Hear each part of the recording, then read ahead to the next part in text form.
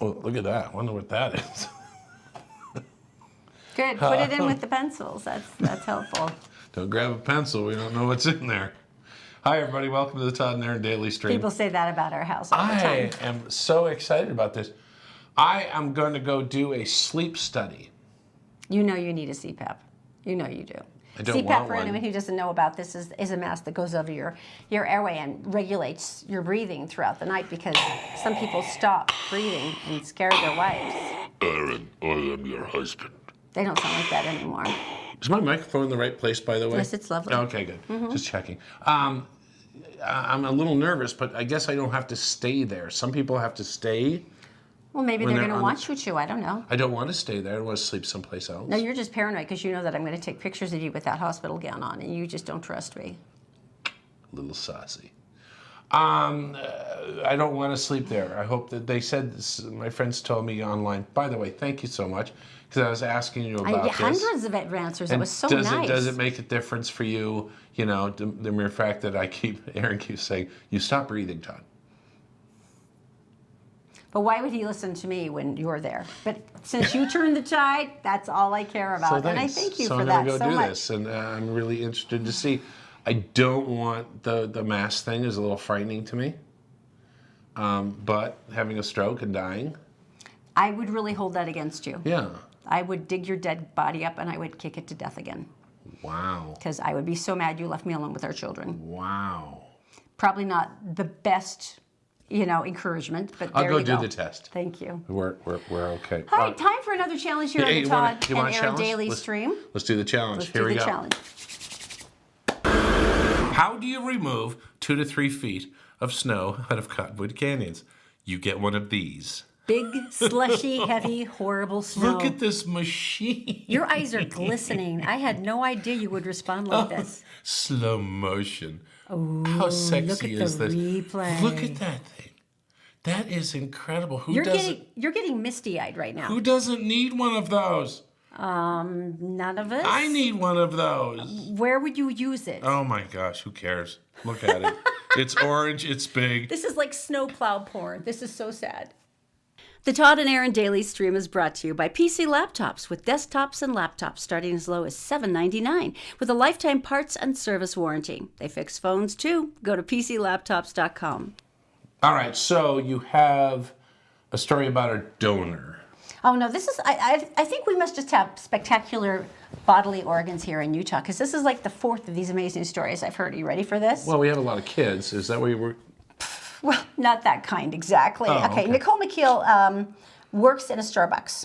And back about a year and a half ago, she noticed one of her regulars, Vince Villano. I love that name. Vince. Vince Villano. Really looked down. He'd come in, he'd get his coffee, he'd sit down. She goes, he looked like ER. He was just totally bummed. And she said, finally, I can't take this. And she sat down with him. She goes, what's going on with you? And he's like, you should get back behind the counter. What are you doing? And she goes, no, Vince Villano, because I love the name.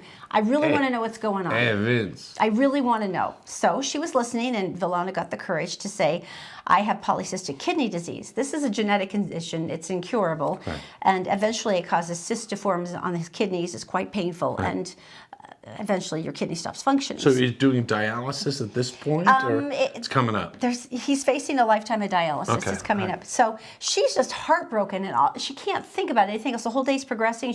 It's all she can think about is Vince Villano and his poor kidney. And she goes home and she's talking to her husband about it. And this is how adorable her husband, Justin, and he says, I've got a kidney, we could do this. What? And maybe not knowing some of the complexities and things that are involved in this option. What? But here's what he does. After volunteering to get tested, Justin and Vince had gotten to know each other a little bit, and they started spending some holidays and weekends together. What? Vince Villano was alone in this world. He didn't have a family. Oh, okay. And so they realized how much they had in Still. common. They were both Army veterans. They both liked Still, hiking what? and camping. And they found out when the tissues came back, Of course. they were a perfect tissue match Of course they for the were. kidney donation. And he's going to donate a kidney to a guy he didn't know. So the two men underwent surgery last week, and here's the What? cutest part. The updates are coming from Starbucks, who's keeping everybody apprised of Vince Villano's condition and how everybody's doing. They said it was great. It was a good success. They're both in good health. And the sweetest thing is he says, they're like my friends and my family. He says, I can't imagine my life without them. Well, he wouldn't have one. Well, you could. It would just be with dialysis. I mean, I have a snowblower. What are the odds? I have a snowblower, but to give, I mean, I know that sounds so stupid, but it's like that is such a huge thing. A kidney is an unbelievably complicated donation. Body, and you just Well, like, even part of the liver, you've got 4 lobes of your liver. They can take one. It's not hugely invasive. A kidney is a big surgery. that is just crazy. But just that he instantly said, well, I've got a kidney, we could do this. what? And it was a perfect match. I feel like a terrible person. You do so much for other people. How can you even say that? I won't even lend my snowblower to anybody. Well, it's just the snowblower. You lend everything It's else. a kidney. All right. So anyway, what right, are we moving gonna? on. Before the snow came, right? Our air was horrible, and some people have come up with some things and drive less and stuff. But what Well, you know what makes me so sad is Zoe looks out the window in the morning. She goes, "I guess we don't get to go play outside today." how much does And that there's something suck? so powerful to me about watching our children being kept indoors because it's not safe for them to breathe our air. To the point where Todd and I have thought, is it morally responsible of us as parents to be raising our kids here? What can we do? I mean, that's how scary it is. Well, there's a coalition of environmental groups here in Utah. They just filed a notice of intent to sue the EPA. They're saying that if you don't hold Utah and Arizona accountable for the missing deadlines to submit their plans to clean up air pollution, Right. we are going to sue you. And they did this as a news release against the backdrop of the crap in the air that was so bad you couldn't see the downtown behind them. Just a couple days ago. I mean, it's interesting. So now the EPA has 2 months to act, or a lawsuit then gets filed.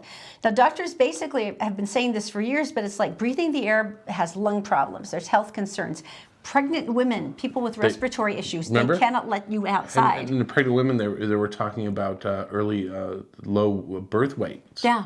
And such. All kinds of really, really Right. scary things. And you look at my Zozo, she's a human barometer of the air. I mean, she'll start hacking and coughing, and it makes me think as a mom, is this because her respiratory system's been so severely impacted by the pollution here? It's hard. So the Utah has to lay out a plan that shows that they actually have gone with some of the stuff they've implemented in recent years. Right. Some of them were weird, limiting certain consumer products such as hairspray and nail polish. It details the existing ban on wood-burning stoves during the worst quality days, which, of course, is a significant contributor to air pollution, which broke Todd's heart because we can't have a wood fireplace anymore. Let me just crush you even more if you are the fireplace dude or dudette, and occasionally, I guess, you create a microcosm of death around your Particulates. house and around your neighborhood because you're Particulates. doing that. And I I know, come and it from smells Maine, so and good. it's the second favorite smell to second two-stroke engine oil that I have. There's a big plan by the U.S. government to add emission-reducing equipment at refineries and See, rocket-propelling manufacturers I at gotta Hill think Air Force that Base. is the thing. I don't think that's nail polish. I think you've got to tackle The biggest, the big stuff. biggest offenders. They talked about the fact that we're using our kids as canaries in a mine. And if you remember, what they used to do is they used to get a bird in a cage, and when the bird died and dropped over, you got out of the mine. Air wasn't safe.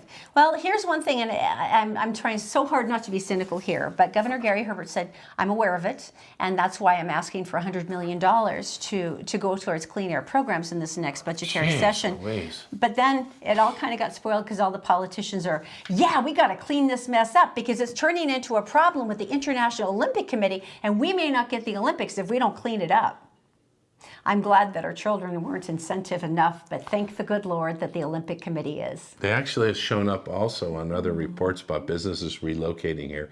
Yeah. And they have all the outdoors and they have all the recreation. We have all this Which has stuff. always been a big sell We've for got, us. It's like, this is a low great state for this, yeah. Low crime and stuff like that, but there's the air. And that has played a significant It impact has. with a lot of Okay. different choices. All right, so very good. So that's something, I guess. What's that say? That says getting. That's what this is. If you're getting, yeah, they want to Yes. know if getting a ticket. Yeah, What's this? so getting a is this ticket. okay? Is this like So, an urban legend or is It's this a for real? secret. Shh. Okay. It's a secret. Sure. Goes back to 1998. All right. 1998. And basically, here is the way it works. Mm-hmm. You get a ticket. Speeding ticket. I don't get any of those at all. How many times have you been to school for speeding tickets? And every time the instructor goes, "Hey guys, there's Erin. She's part of the Todd and Erin show. How are you, Erin?" I'm like, "Thank you, Stan. That's I great." don't like being associated with you at this point.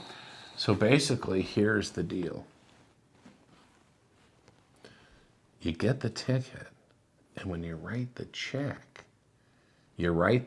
for any amount over that amount. So if it's $68 and you write it for 70, or you write it for $70. okay. Now, here's the deal. You send it, okay? Don't do it online. Well, maybe you could do it online, but you do it. And what happens is the state has to cut you a check back. And they have to credit you back that extra money you paid. Now, when you get that back, you do not ever cash it.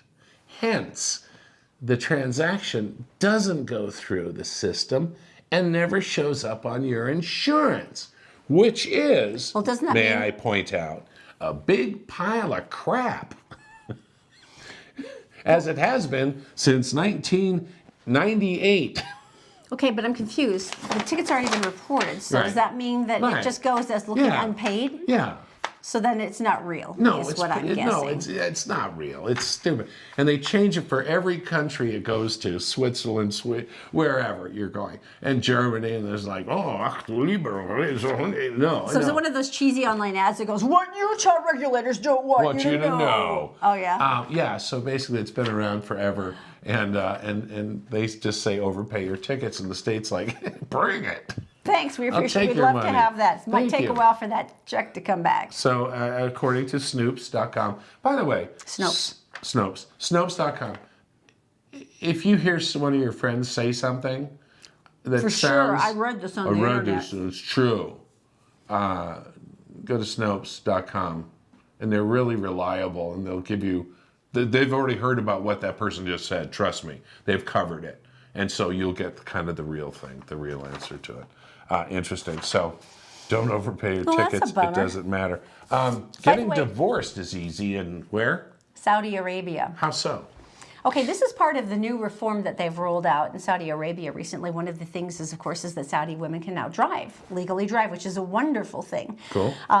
It's part of what they call their 2030 initiative, where they're trying to bring women up with a certain amount of equality during that time. Here's one of their new big moves for equality, and I think you're going to be proud. Saudi women now have to receive a text message telling them their husbands have divorced them. Now, you may say to yourself, that's the most horrible thing I've ever heard. But wait, before, they didn't have to tell their wives they divorced them. Right, I've heard this. Moving vans could come up to the house and go, "You need to get out, your husband divorced you." Or you could go to the store and you'd be trying to pay for groceries and they say, "Well, your husband's divorced you. You don't have any money in that account." And the other thing is... And you would never know until something like this happened. And you can just say it. But now what they're asking you to do is actually to document it, but the women have absolutely no rights whatsoever. They still can't contest it, but the message includes the divorce certificate number, the name of the relevant court where the woman can pick up the documentation, and they've actually put up a website now where you can go and check and see if you're still married. Whoa. I mean, I've heard of being broken up by text before, but that was like if you're dating. That's horrible. You would think that after years of marriage and multiple children, maybe there would be a more specific way to handle the situation, but... Texted Jacqueline AIDS, that leads to my next story. Tell me. She's 31 years old. She met a man on a millionaire dating site. I've seen those. What can go wrong with this? You have to, yeah, you actually have to show your bank balance to the organizers and prove that you're worth at least $1 million. And then you get girls. Who want you for your or personality. Men, or men. They're there because they love your personality and you have Jacqueline, nice eyes. She was taken with this man, and she wanted him to love her so much. You know, sometimes when you have someone a little over, I mean, even with friendships and stuff, you have people who text you a lot, right? And they text you, and then there's always that dribble text where they go, da-da-da-da-da, send. Oh, I hate that. Da-da-da-da-da, send. I hate that. Da-da, just send. give me one message. Send. And some grapefruit. Send. That's me. That's my shopping list for Erin. Oh, I forgot that. Which I usually get halfway home, of course. Right. And so she got in a little trouble because evidently she was following this man, this millionaire. Like said, no, this isn't going to work out. I'm not interested. One day, and they said, hey, he said, thanks. It was a really nice dinner. Thank you so much. And she said, no. Oh. I'm going to stay in touch with you. We can be now, friends. He is a CEO of a skincare product company. Oh, I wonder if that's here in Utah. New Skin's got a huge factory down in Arizona. Maybe so. So anyway, she decided to, I don't know, send him a couple messages. Let's see, what's the number? 159,000 texts in 10 months. Okay, so she apparently lived in Florida. He lives in Phoenix. Mm-hmm. 159,000 text messages. Yeah. Saying things like, you do whatever you have to get me there. But don't ever try to leave me. I'll kill you. And I don't want to be a murderer. All right, so I want you to read this part in the craziest voice that you have without yelling, okay? Okay. All right, right here. I'd make sushi out of your kidneys and chopsticks out of your hand bones. What? You know, at that point he goes, oh, I'm so sorry. You're right. I am in love with you. You are you are my soulmate. I have can clearly use my hands and cut them apart, and I can eat chopsticks, sushi with them. So they've also found a meat cleaver in her vehicle. They arrested her in Phoenix at his house. In his bathtub. Took a bath. In the bathtub. Apparently she was trying to convince the cleaning crew she was his wife. Right. Whoa, okay. Yeah. But this was her excuse. So she was arrested, criminal stalking, criminal trespassing, terroristic threats. The usual. Here's my favorite. She told authorities she knew the victim was not interested in her and didn't want to hurt him. Right. Despite the threatening messages that she actually, when read back to her, said, oh, those were just funny. And the cleaver. She said, it's okay if that's how he feels. Someone else should love him. He has so much to love. He's so cute. I can't believe I scared him. Right, with the cleaver and all. So, and the chopsticks out of his bones.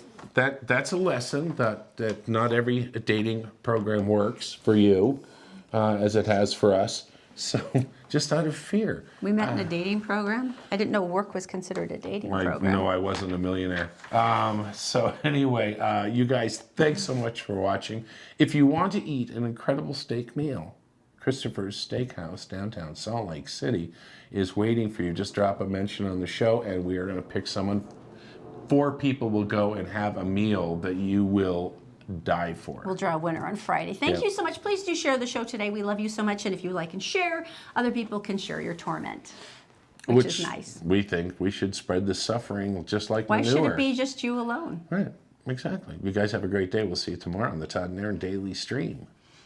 The chopsticks thing was the scariest. You got to admit, though, it was creative. What was the thing about his kidneys again? She's going to make sushi out of it. Oh, so why did he she would go be eating Asian? his own kidney sushi. Why did she go Asian? I mean, there's so many other ways you could go. Well, sushi is delicious. Well, maybe she was hungry when she threatened sushi. him. This is true. This is true. Sometimes you have to get creative when you're starving and you're on your 999,000th text. How would you even have time to go to the bathroom? Seriously, I can't even text that fast. And what kind of plan does she have for her phone? Pretty impressive. That's what I'm thinking. You guys have a great time. We'll see you. Bye.